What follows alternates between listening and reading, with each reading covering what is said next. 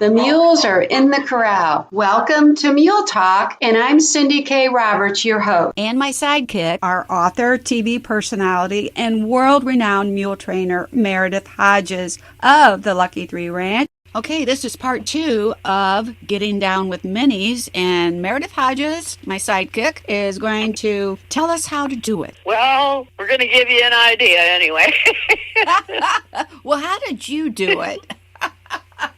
Well, in part 1, we went through all of the little things that I learned with these minis and what things were different, from training them than training the larger animals. And I learned that there are a lot of details that you need to pay attention to with these minis, because there's a lot of ways they can go wrong. Now, my experience taught me that people thought that since they're smaller, this should be easier to do because we can push them around, right? That's a common misconception, and that's what I thought until Frances taught me different. Frances has the strength of a draft mule, and she pulled me right off my feet. There was no way I was going to make her do anything she didn't want to do. That was a good lesson. I needed to learn that lesson. So that taught me, let's just break this down and look at it from a different perspective. Now, rather than looking at it from the perspective of, gee, you want to train them and this little animal won't be as hard as the big animals are because you've got more leverage over them, the fact of the matter is you don't. If they decide that they don't want to do what you're wanting them to do, then if they decide to resist, they can. And they can get the upper hand on you. Now, a lot of people are very fortunate that they have some very compliant animals that they're working with, that they are calm and not very forceful people themselves. And probably the most important thing is they don't care how they go in harness as long as they do what they want them to do in harness. But when you look at it like that, you're not considering the physical development of the animal. Right. And so what can happen is they may be compliant in harness with their inverted neck, which I see a lot of, and a hollow back, which only becomes worse as they age. And with that hollowed neck and that hollowed back comes arthritis and other problems. Internal organs don't work the way they're supposed to, and the animal becomes unhealthy as they get older. I saw that in Franklin. I talked a little bit about Franklin and getting him, when he was 20 years old. And Franklin had a U-neck and a very straight, stiff back. And that's what I see happening with a lot of these minis, is that they are very compliant and everything, and you can make them do what you want to, unless you get one like Frances, But, yeah. But they're usually pretty compliant, and they'll do it. But they're not doing it in the best postural frame, which means there will be problems later. So in my program, I thought it would be very important for a lot of reasons to start them in the elbow pull, and I had to make the elbow pull small enough for my minis so that it would hold them in good posture. And just as a reminder, this does not hold their head down. The elbow pull allows free range of motion all the way to the side, all the way down, and it only allows them to raise their head high enough so it stops them right before they invert their neck and back. And that's what keeps them in good posture. It helps them to focus their engagement from the hindquarters, stretch their back, and really go into draft, as they say, when they're pulling a vehicle, because they have to pull from the hindquarters. I learned why that was really important when I got rock and roll. They were headed for the slaughterhouse. They had arthritis through their whole bodies, ring bones, side bones, and problems, soreness in their backs that turned out to be kissing spine. And then Rock had a completely shattered hip. But I could see how those things arose after we got the skeleton of Rock when we did the necropsy on him. We saved his bones and reassembled them. And it seems that those two mules were not moving in good posture.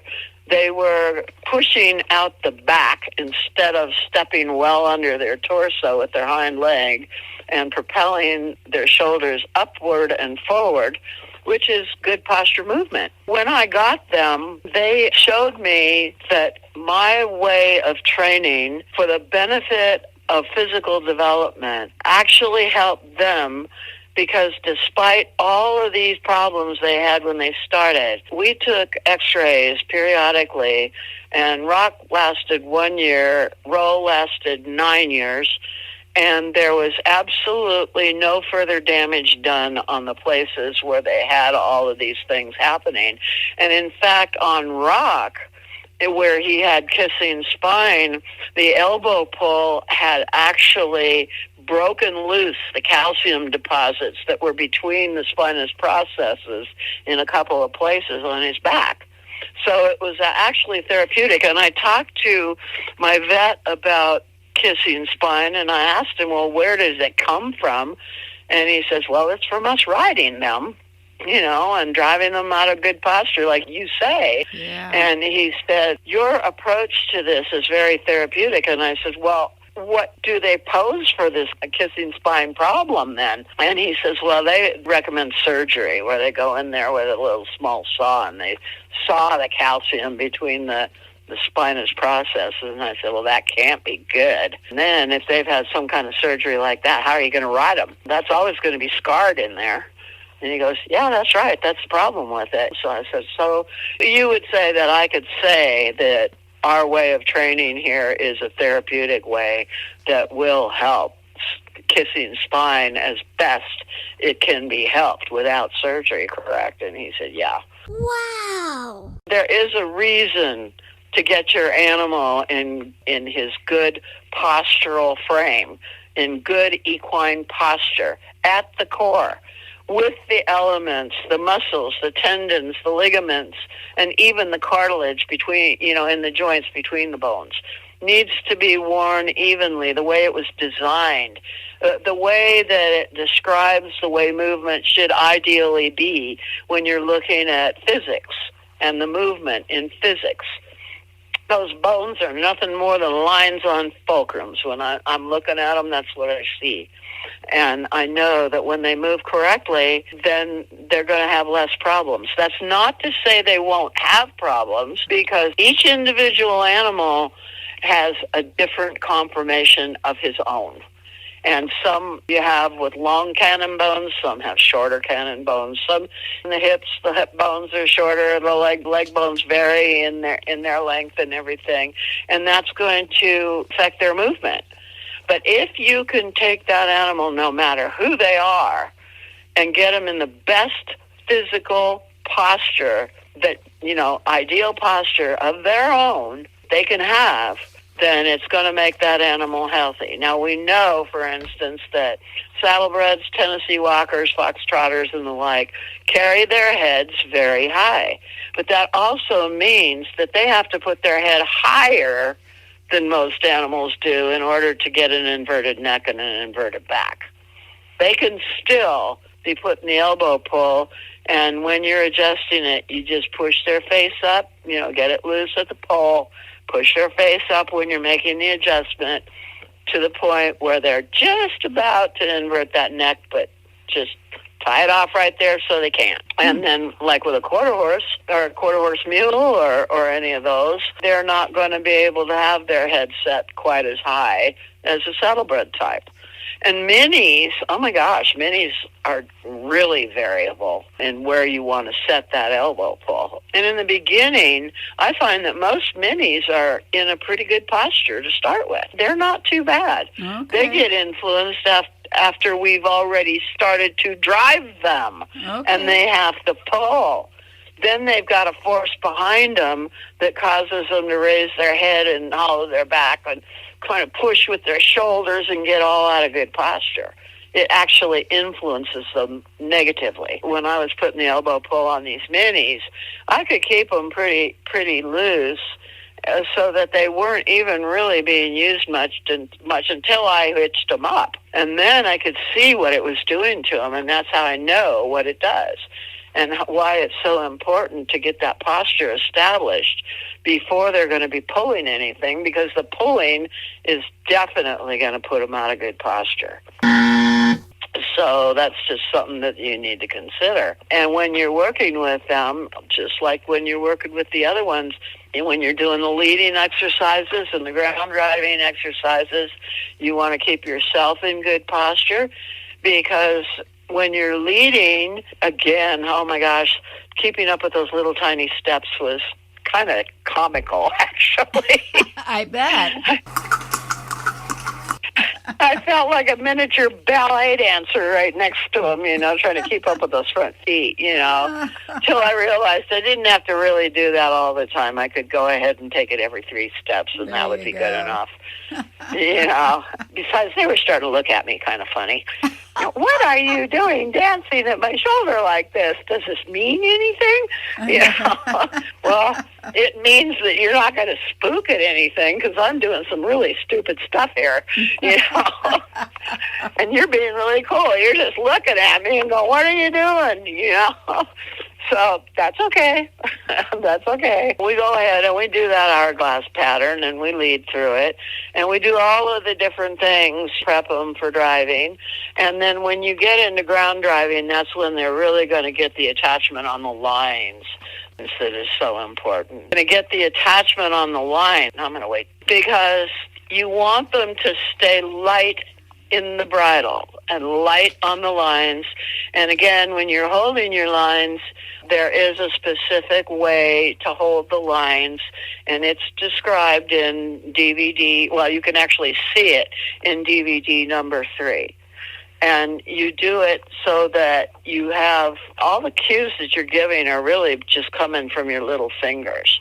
And when you have a driving animal, that's what you want. You want the lightest connection possible. That goes for whether you're turning or stopping or whatever. And it always should be done with a squeeze-release motion. So when you're ground driving, you make sure that you're practicing all of this. And again, your feet may have a little trouble following the feet, but your hands can follow their face and the bit really well, because you should be loosening and going forward with your hands as they're going forward. And when their leg comes back, then the line comes back. There's a lot of little tiny steps to this whole thing. And when you're in this hourglass pattern in the open arena and practicing your ground driving that you have already practiced in the round pen, and in the round pen you did forward, walk, trot, don't canter in driving, so we don't practice that for driving. You did S-turns through the middle, you did halt, you did turns on the haunches, and turns on the haunches are important to teach your mini how to bend through his rib cage on a turn and not just, cross over front and back to do a turn with a stiff back. They need to keep that back really flexible and tractable so that they can do their turns in harness between the shafts or on either side of the pole going between them. They need to bend to do those turns. If they start going sideways and crossing over, as you can probably imagine, turning a team could get pretty iffy if they're not turning the same way. When you teach these guys the same thing in the prep groundwork and the way to use their bodies properly in good posture, then they will all move the same way. You will see me, for instance, some of these posts that I've done on Facebook and some of the pictures that I have in my books of me ponying animals, riding one, ponying another right next to them, and the one that I'm ponying is standing exactly mirror image to the side of the one I'm riding. And if you look at their leg movements, they're moving together. Oh. Now this is what you want when you're doing driving teams in harness. Okay. And I had the opportunity to go to the World Equestrian Games and watch the top-notch drivers driving their teams and their hitches. And by golly, all those horses were in sync. And when they're trained properly, they will be, because all of their core is established symmetrically around those bones. And in order to do the most efficient movement in harness, they need to be stepping underneath, driving with the hindquarters, elevating the front quarters, and prancing out front and forward to pull that vehicle in the most efficient way. And the thing is, when you teach them things that build their core like that, and they all learn it the same way, then they do it.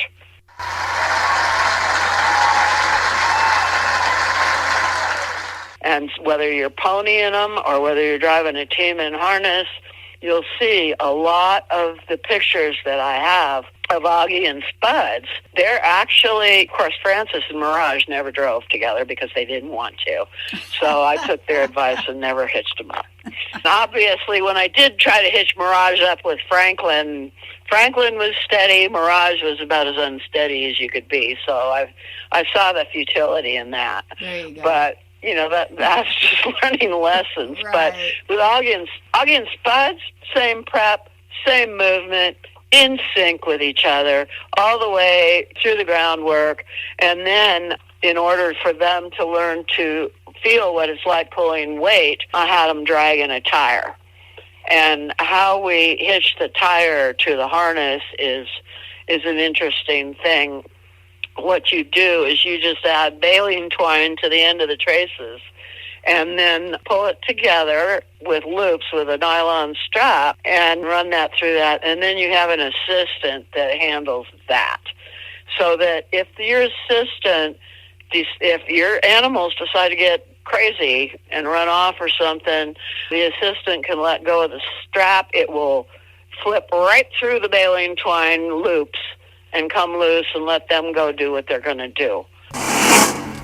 And, of course, you have them tied together. And as I mentioned, I tie them together at the collars so they're not pulling on each other's faces. I don't want to interfere with the integrity of them being light in the bridle.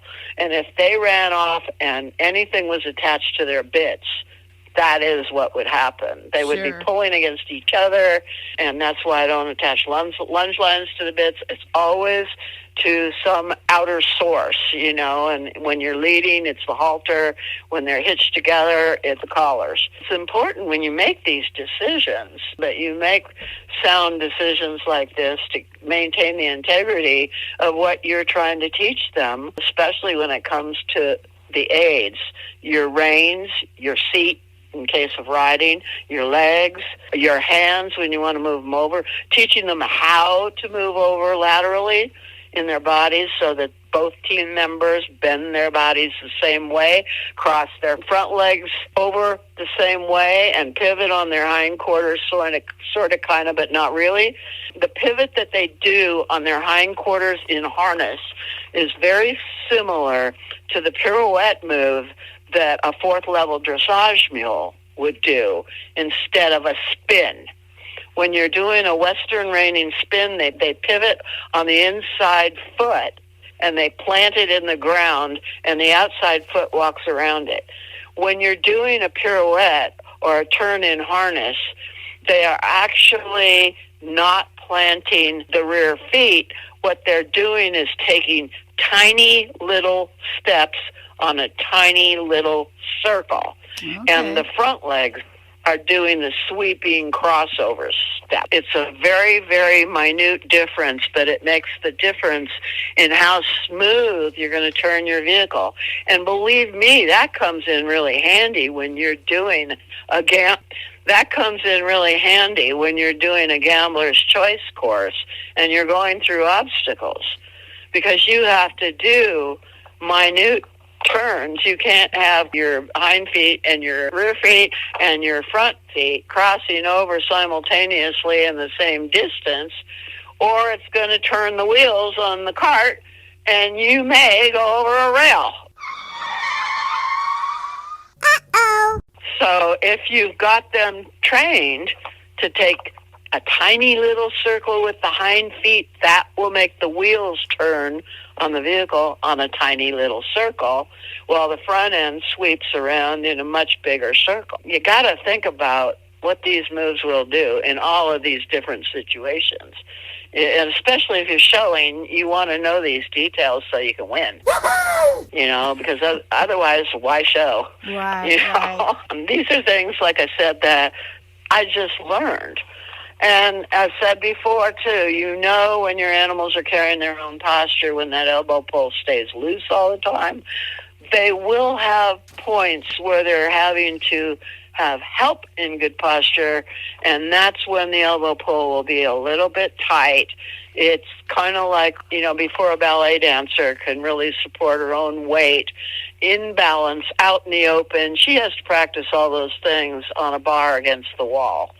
And what she will experience is, as she gets better, her hold on that bar gets loosened up to practically nothing when she's supporting all her weight and doing all those moves purely by core strength. All of this balancing of the body and strength in the body and the way the body moves is really important when your animal is in draft and pulling this vehicle, because you don't want them compromising the muscles in their bodies.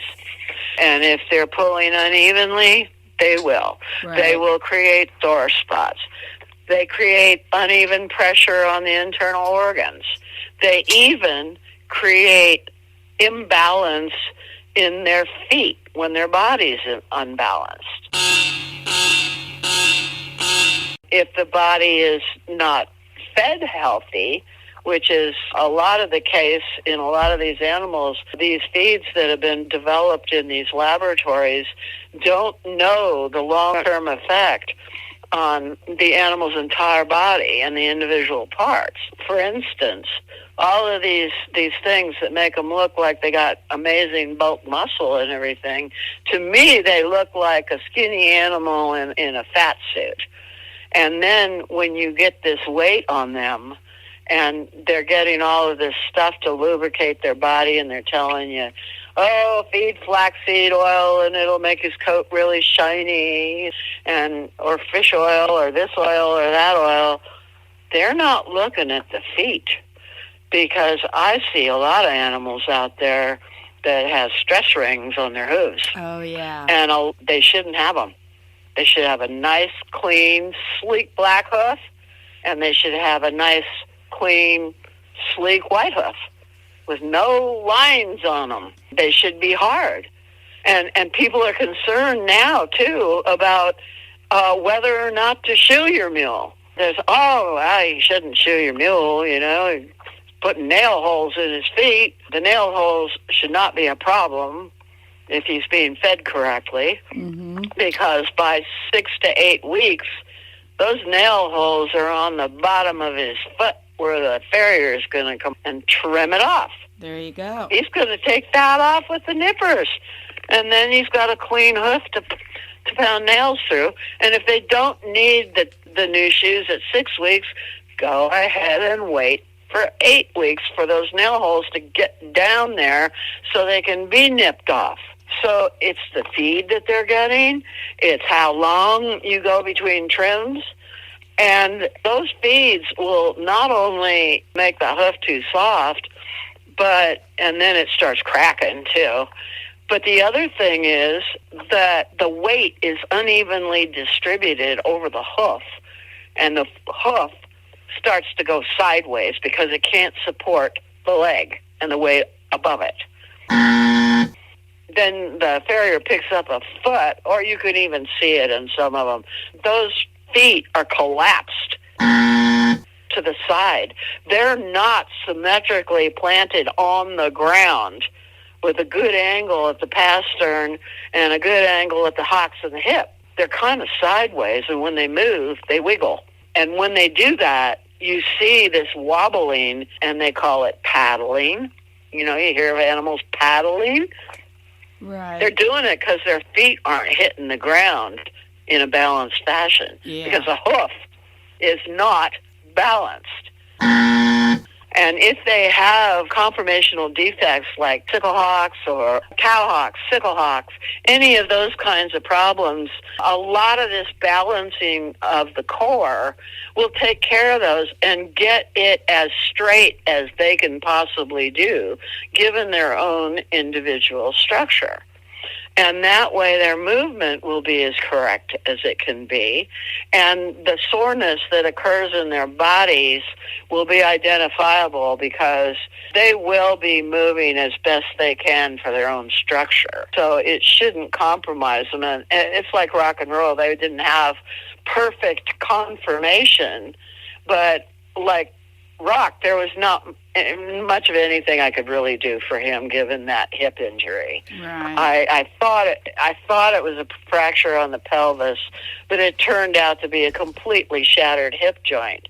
But side bones and ring bone and kissing spine that he had was not any further compromised by the exercises we did because it put him in his own ideal posture. So he was moving forward. He was stopping and propelling with his hindquarters underneath his torso, right under the center of gravity. So it didn't do any harm, which means that all of this disproportionate conformation that he had was working as ideally as it possibly could. It was only him moving incorrectly that did the damage. Now with Roll, he had ring bone and side bones in 3 feet and a little bit of arthritis in his hocks and a little bit of kiss and spine going on. And he did not have any problems at all. Once I got him good in the hourglass pattern, he actually graduated to the round pen. And when he was in the round pen at first, he was wobbling. His back feet would twist when he was trying to propel himself forward.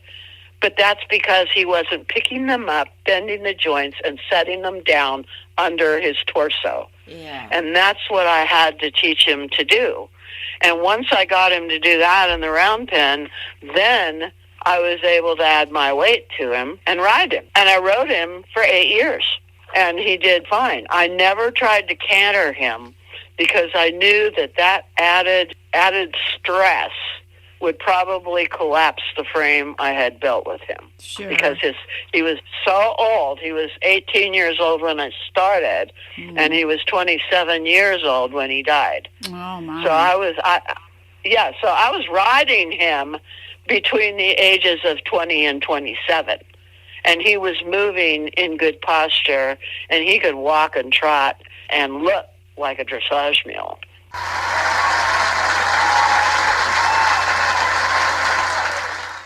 He didn't have the core strength down there that he could have had he been started when he was younger, but it wasn't doing any damage.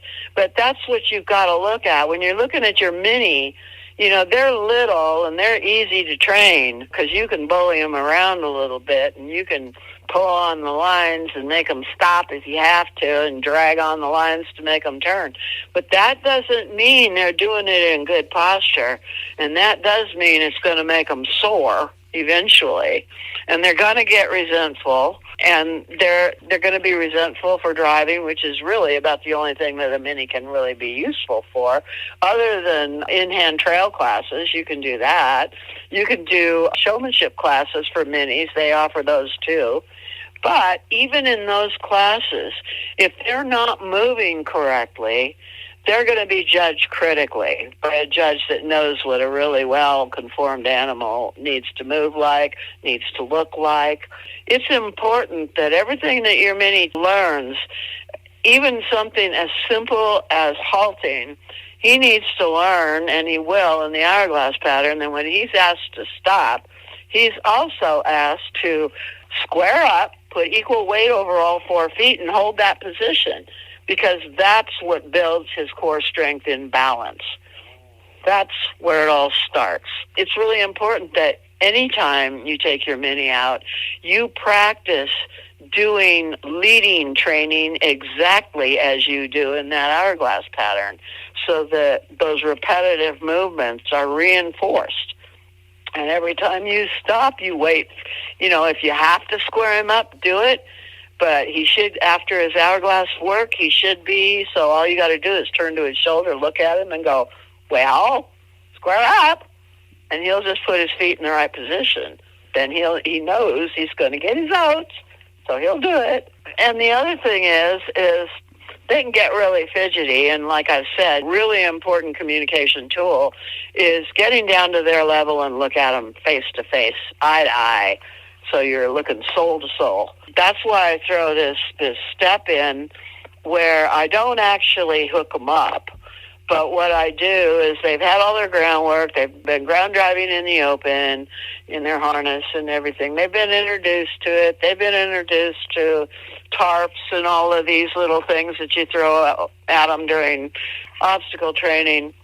But one step I do add is when they're in the workstation, I will bring the cart that they're going to be attached to into the workstation, tie them up next to it, and then fit their harness and make sure that it fits. Go ahead and put the harness on and everything in there. And in this case, I was training Spuds and Augie to be a team, although I ground drove them separately to get them used to everything, the lines and everything. I did the team stuff too. So I did separate first and then together as a team.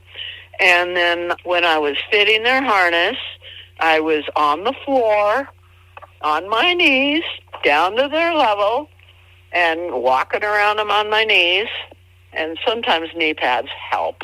I tell you, if you've got a long time to do that, it might be advisable to put knee pads on because it can get kind of bad. I noticed that when I was vacuuming 5 of them, too, that having the knee pads really helped that way. But they do appreciate it when you're down there, and then it's easier to adjust the harness properly when you've got the right angles on the straps. If you're doing it from up above, sometimes you end up getting straps too tight. But if you're down on their level, like you are with your saddle animals, and you're working with a girth, you're almost eye to eye with it, and your arms are there, and you can kind of gauge how tight it is and what's snug and what's tight, adjust it accordingly. And so you want to do the same thing. And when you're down on eye level, too, the other thing that you can see is where that girth is from that harness. Is it on the swell of the belly, or is it right on that really thin skin right behind the forearms? You don't want it there, so you got to make sure. And if you're down on their level, you're going to see where it is. And you're going to be able to make sure that it's on the swell of the belly where the skin's a little thicker. That is the correct answer. That's an important consideration as well. So we go ahead and we fit the harness, and then what we do is we get our assistant to help out, because it'll take 2 people to do this. And I, generally speaking, go ahead and have the cart facing forward between the 2 hitch rails that I have, and I attach cross ties to them. So that when I take the minis over to put them on either side of pole coming off of the single trees, I'll put one on there and one mini on his side and hitch him to one of the cross ties on a halter. Then he's tied to the other mini, and then I'll line up the other mini on the other side of the shaft, the pole going between a team, just to be clear. And then I will put the other mini on the other side of it, and I will hitch the other cross tie to that mini so that the minis are both in the cross ties as if they were harnessed to the cart, but to the marathon cart, but they're not hitched up yet. Then I go ahead and I hitch up the traces to the single tree and actually do hitch them. Now, one thing I might mention at this time is that we have driven these minis singly, and the other thing that I've done when I drive them double is I have had single lines on both minis. not split lines. You know how they give you split lines to drive a team so that you're only holding 2 lines in your hands, and halfway down the lines splits, and one side goes to the left side on both animals and one side goes to the right side on both animals. I have discovered that if you train in those split lines, it does not give you the lightness in the bridle from your hands that they will learn to do when you have a full set of lines on both animals. Right.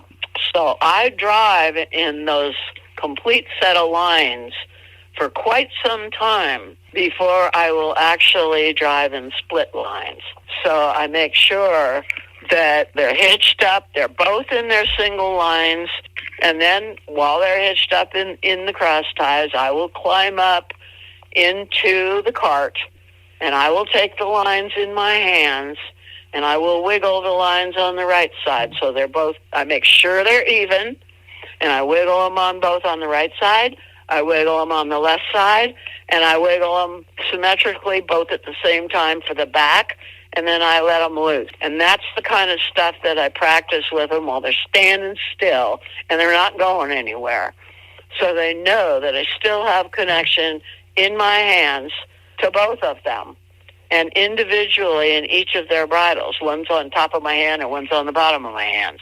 Then when I decide to go ahead and hitch them up, we go into the open arena, and I make sure that it's enclosed. It's a big driving arena that I have, and it's mostly grass. And I take 2 assistants with me this time. And I put one on each side. They're wearing their halters, so the lead ropes are attached to the halters, not the bits, so they can still feel my hands. Now I'm out in this big open area, and where I took them to the vehicle the last time, now I'm going to bring the vehicle to them. So the guys are going to hold them like they're in the cross ties, and I'm going to come up behind them, dragging this thing behind them, and they're going to hear it clunking and the wheels turning and all of that. And the guy, I'm going to be talking to them, and the guys are going to hold them steady like they were in the cross ties, and they're talking to them too. And when they're holding still, the guys both have fanny packs, and they can both reward them for standing still as the vehicle approaches. Then I bring that pole right up through the middle and put it between them, and then I will go ahead and hitch one first, one side, then the other. They're not moving. They have learned how to stand still from all of this groundwork we've been doing, and they get, every time something rattles and an ear flicks or something, then they don't move. They get rewarded for it. But that's how closely you have to watch them. Was there a noise? Did he flick an ear? Right. Is he looking back at it but not moving? Did he move a foot? If he moved a foot, he gets nothing. It's that meticulous. Okay. It's that detailed. Because when I get them in harness, I don't want them doing anything but what they learned. And as you well know, mules and donkeys learn exactly what we teach them. That is the correct answer. Sure. I've learned not to make too many mistakes because they're not fun. You know, oh, gee, how cute is this little miniature donkey? He's just a baby. He's jumping on me. I think I'll give him a hug. Right. Well, how are you going to feel when he now weighs 100 and something pounds and he's knocking you down? No. You don't encourage behavior like that. It may be cute in the beginning, but you don't want to accept it then either. You teach them to stay on all 4 feet. You keep equal weight over all 4 feet, and you do what I want you to do. And that's not to say that miniatures can't learn tricks later. If they learn their good manners first, right, and they adhere to their good manners first, then what you can do is you give them a reward later when they're on the lead rope, and then you step back and you've got a whip, and you can touch them under the chin, and you can say, now I want you to rear up on your back legs. You encourage them to do that by touching them underneath their jaw with a whip and saying, go up, go up. And they may bounce the first time, but you reward that. and then you'll get more elevation each time. But you're gonna break those tricks down to all those little steps too. And you're going to put yourself in a position where you're not going to get hurt by it. Sure. And they can learn to do the Spanish walk, for instance. You can get out on your lead rope a little bit and lean forward with your dressage whip, which is a little bit longer, but it still affords you to be somewhat close and touch them right behind the knees, and they'll learn to lift their feet up higher. But you got to start with the good manners, because otherwise they're going to think they can do anything, anytime. But they need to learn, well, I can do anything anytime if Mom asks for it, and I'll get oats if they do it like that, so that's what you want to do. We're going to go ahead and hitch them up, and the guys are going to hold them there, and I'm going to climb up into the cart the same way I did when we were in the tack barn. And I'm going to do the same kind of work on my lines that I did in the tack barn to let them see what we were going to do. It's repetitious of a lesson they have already learned. So we're going to just do a little bit more. They know what walk-on means because of the ground driving. I put the guys out there on either side of them. I tell them to keep their lines their side. Now I don't want them tight while I'm hitching. I want them to put slack in their lead ropes so that the animals are standing still and waiting for my command. And I'm going to tell the minis, walk on. And I'm going to let the lines loose so they can walk on. And we're going to walk maybe 3, 4, 5 steps. And then I'm going to say, and whoa. And I'm going to put pressure on the lines, a squeeze and a release. If they don't stop, I'll squeeze and release it again. If they still don't stop, then I tell the boys and they pull on the lead ropes and become the cross ties. All right. And so we just kind of move through that open arena in multiple lessons that way. And eventually we work in the turns. We make sure that they are gradual turns. When they stop after a while, we'll go forward, forward, forward for a very long time. And I don't ask for a back until I am absolutely solid in going forward, halting, and turning, going forward and turning. They've gotten used to the harness. They know the pressure points on the harness and everything. And the pressure point that they have to pull from in a team harness is a little tricky because it's coming from the collar. And they need to go step back through the collar, and they'll get the pressure in the collar to push the marathon cart backwards as a team. Now, that's not necessarily true if you're driving single, comes from their breeching. Okay. And the breeching is tight right around their butts. But see, when you're driving a team, sometimes you don't even have breeching back there. So it's coming from the collars. And they're pulling forward from the chest. And they're pulling forward from the collars, but they're also pulling backwards from the collars. Okay. So they get a little anxious when you ask them to back up and they don't have the strength or the intelligence to know what that means. They need to be able to do it easily. Because if you're pulling with a team, that means that your cart is a little bit heavy. They need to be able to back that easily in order not to get all frazzled about it. And I find that if you just do all your forward motion, halts, and turns before you ask them to back, and do it over several lessons, which can quite literally take months. I say 3 to 6 months to get them really adept in harness that way. Then it's okay to ask them to back. Before that, just don't get yourself in a situation where you have to back up and back out of it. That's why I have a huge driving arena, so we can go forward, go forward, go forward. And if we get a little too close to the fence or something where you might be tempted to back up, you don't really have to. You turn your animals, the shafts turn with you, and if they turn through their rib cage the way they're supposed to, they'll be able to take that pole away from the rail by turning the same way and turning the wheels right where the wheels are. And that's a really important thing. I might add at this point, too, that when you're doing your ground driving, I have an interim step that I call G over and H over. And that's where I turn them. I stand in the middle like I'm the wheels of a vehicle.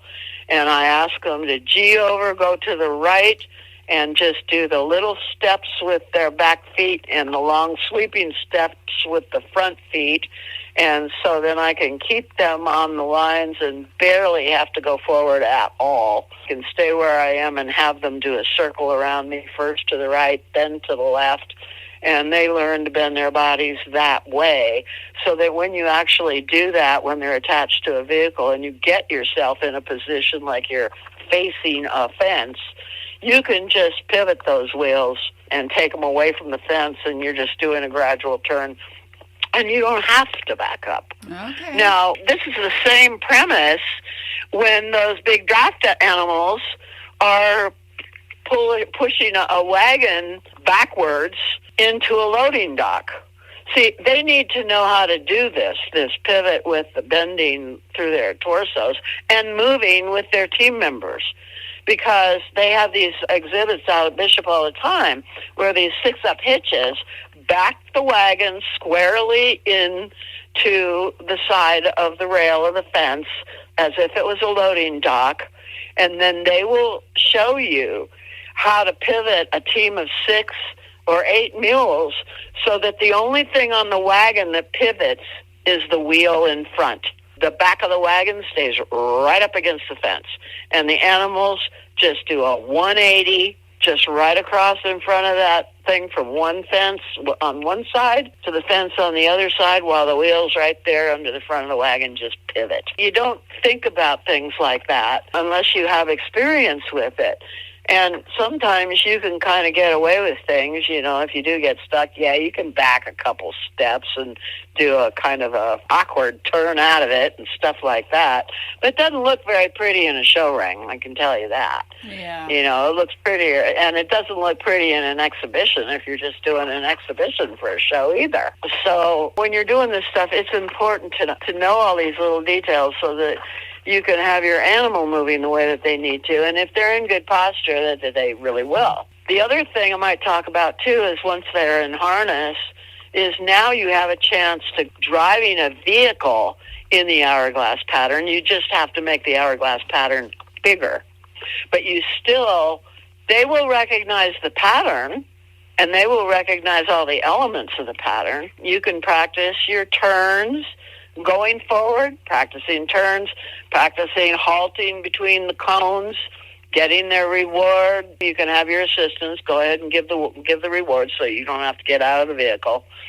Or you can teach them to stand still and have your assistants there in the beginning to hold them still while you attach the reins to the vehicle in a taut fashion, but enough slack to give them a little bit of slack so that it's the squeeze, release action, and then you can climb out of the vehicle and go to the front and give them the rewards yourself. Mm. And you practice all these little things because you're not always going to have somebody to hang on to them when they're hitched. Sure. And if something happens and you got to jump out of that vehicle, you want your animals not to have to be ground tied to a rock.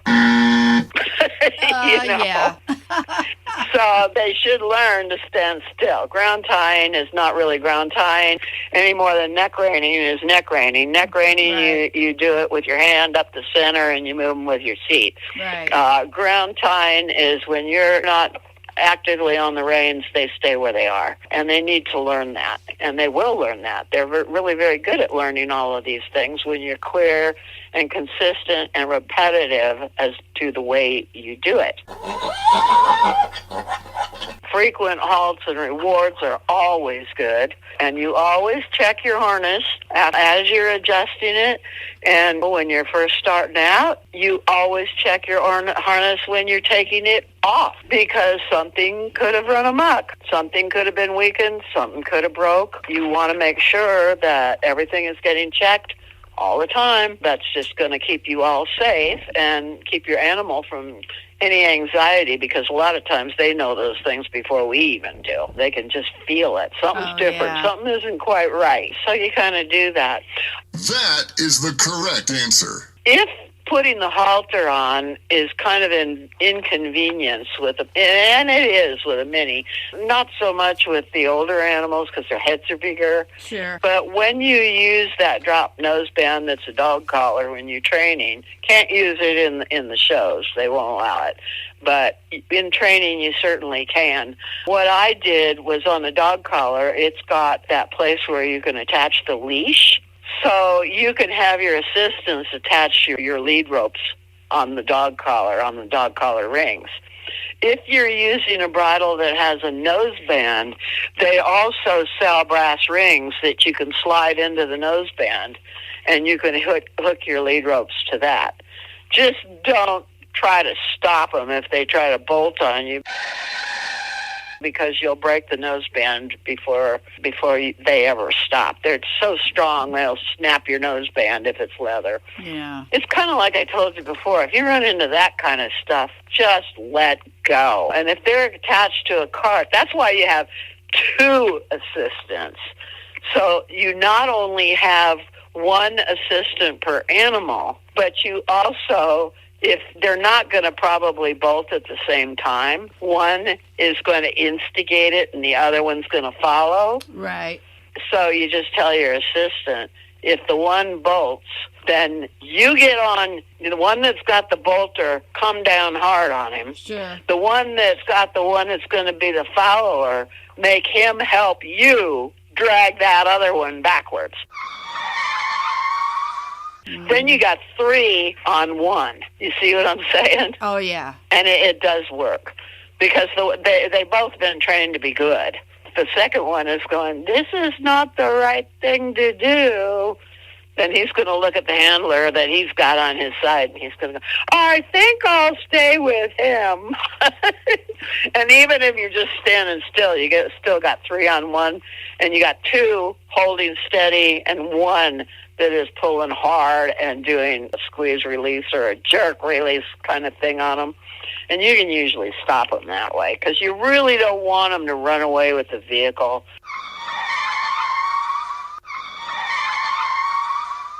That would be a really bad thing. But I haven't run into that problem yet doing it this way. Okay. If there's a question with a bigger mule or anything that's in harness, I go ahead and use 2 assistants anyway. Oh, you bet. Because it's just safe. And it's, and it's the thing to do because, like I said, when these long hairs run off in harness, they're really scared, and they think it can happen again. They don't see it as a problem that they brought on themselves. They think you did it to them. You know? Right. They blame everything on you because they're perfect, don't you know? So you bet, and you can't argue with them either. Well, absolutely not. No, there's no arguing with these guys. Negotiating, however, that's totally doable. Right. Right. And if your mini has any problems at all, having 2 assistants to help with that is definitely the thing to do because you always want to set them up for success.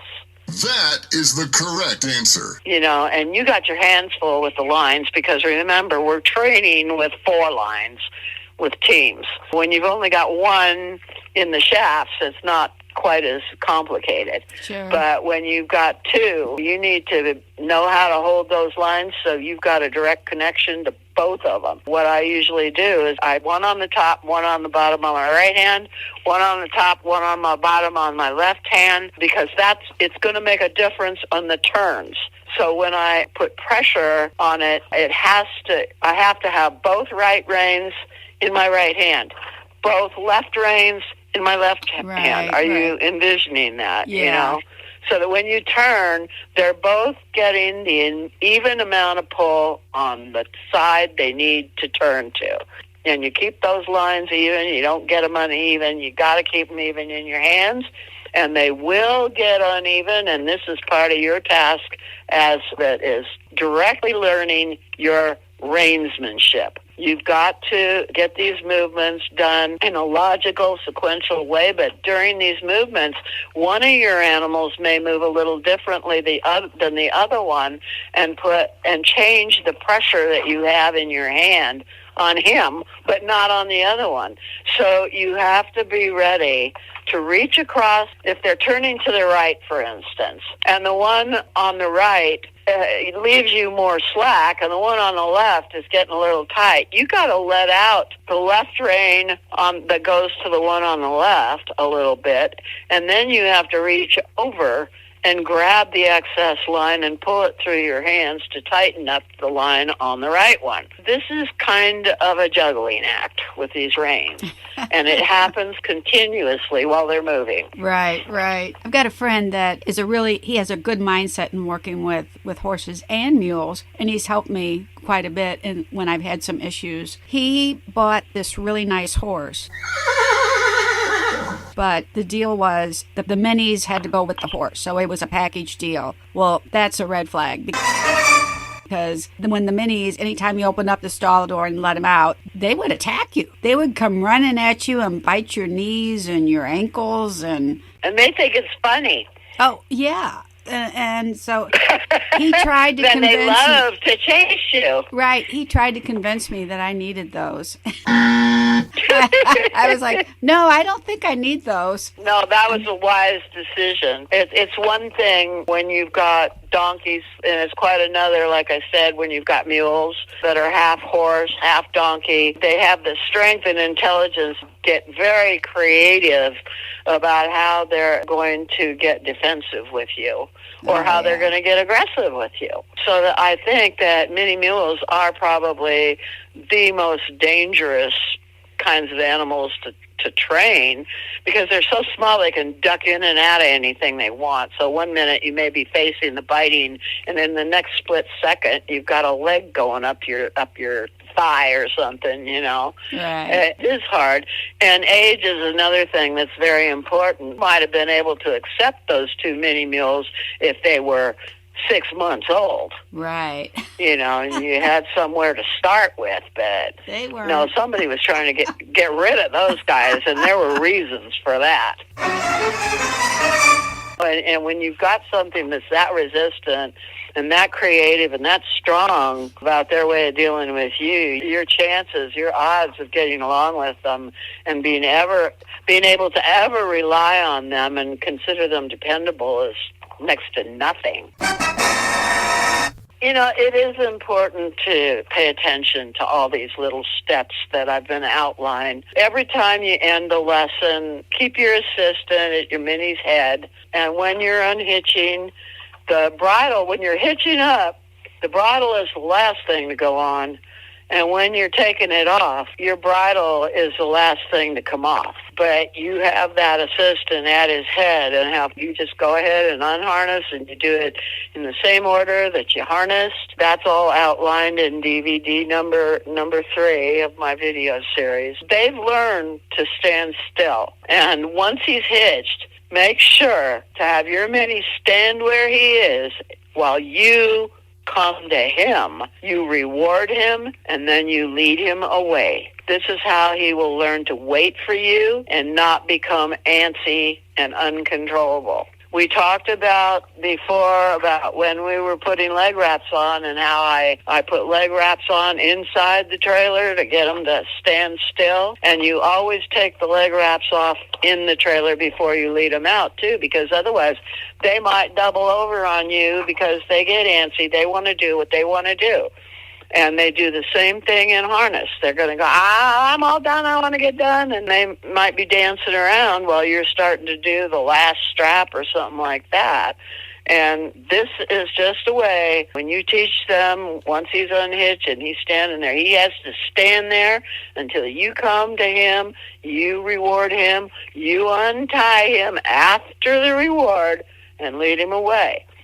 And this is how, again, I will say, he'll learn to wait for you, and he won't become antsy and uncontrollable. Routinely practicing good manners, setting up the environment for success, and approaching your mini with a calm and deliberate attitude will all help him to become a quiet, safe, and reliable driving animal, as well as a wonderful animal for fun and games, just about anything you can dream up to do with them. Let's clarify this one more time about the bridle. So when you're hitching them up, you're harnessing them, the bridle is the last thing that you put on. They are tied up by their halter.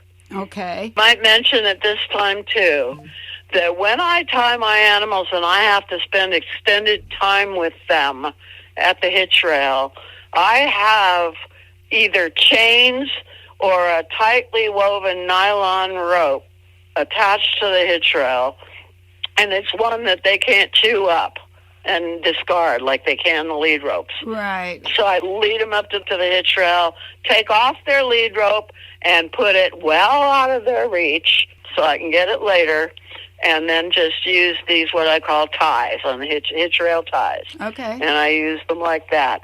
And I harness them with those chains or ties, and they're attached to the halter. And like I said, the halter is the last thing to come off. You go ahead and put the harness on them, and I usually will harness my mules when I have them tied outside at the wash rack.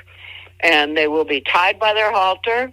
I will have the cart over nearby, but not right on top of them. Put the harness on, then bring the cart up behind them and go ahead and hitch them to the cart while they're still in their halter, tied to the hitch rail. And then I will go ahead and put the halter around the neck so they're still tied to the hitch rail, put on the harness bridle, put on the lines, drag the lines through the loops and everything in the harness, and drape them over the cart before they are let loose. And I will get an assistant to let them loose once I have climbed in the cart and have the lines in my hands. Okay, yeah. Yeah, that's all safety stuff.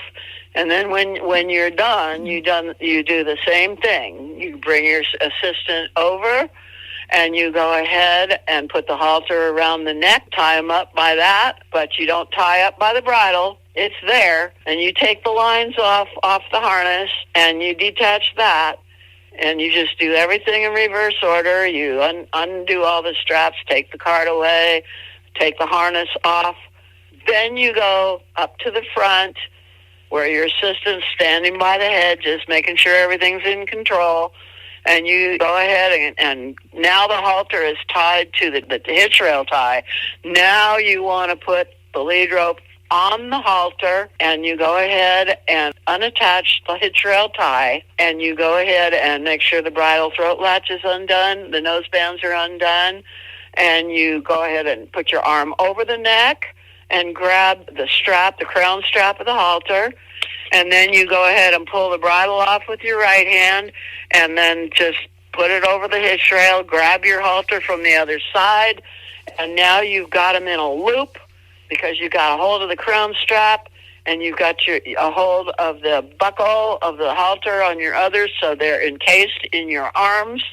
And you just lead that nose band right up to the nose, bring the buckle to the crown strap, put on the halter, and you got them right there. Wow. That just explains it all right there. That's pretty cool. And that's the way you do it all the time. Yeah. When you're grooming and you put on your bridles when you're going to ride, you do the same thing. You do it exactly the same way. And see, every time you do things exactly the same way, your animal is able to predict what you're up to and what you're going to do, so he doesn't get nervous about any of it, and he's 100% compliant because you do it the same way every time, whether you're riding or driving or what, whether you're in the open, whether you're in a confined area or what. It's all done exactly the same way. Very well said, because when you do enter the show arena, things are different. It's a different atmosphere. You want to make sure that your animal is very settled in the harness. And most of all,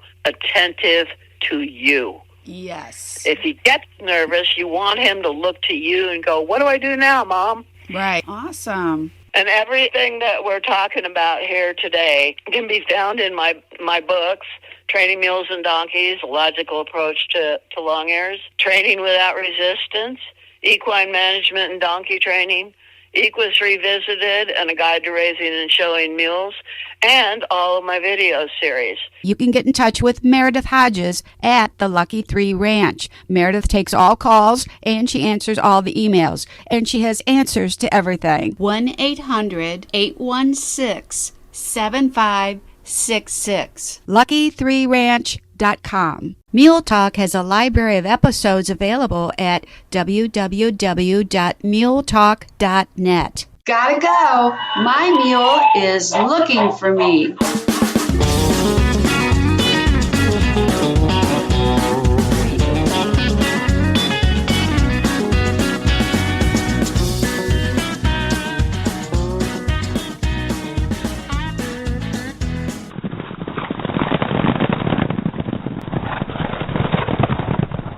Mule Talk is an Everett Cowgirls Dream production.